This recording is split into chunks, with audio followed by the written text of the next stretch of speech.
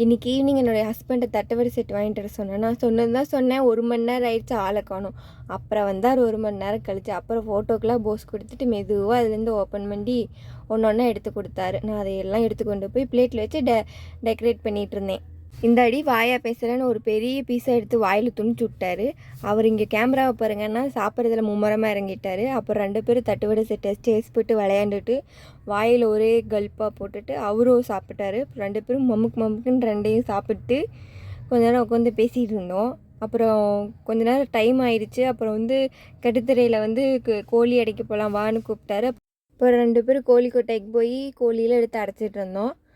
பெரிய கோழியெல்லாம் வெளியவே இருந்தது. அப்புறம் குட்டி கோழியெல்லாம் எடுத்து அதோட டிபார்ட்மெண்ட்டில் அடைச்சிட்டு இருந்தோம். இந்த இதெல்லாம் பார்த்துக்கிறது அவர் தான் பார்த்துக்கிறாரு. நான் சும்மா வீடியோக்காக தான் உள்ளே போனேன். அப்புறம் வெள்ளைக்கோழி மொத்தமாக 10 குஞ்சு பொரிச்சுது. அது அழகாக அடக்காத்து உட்காந்து இருந்தது. பார்க்கவே அழகாக இருந்துச்சு. வீடியோக்கும் ரொம்ப அழகாக இருந்துச்சு. அப்புறம் மக்காச்சோளம் 2 கருது வாங்கிட்டு வந்தார்.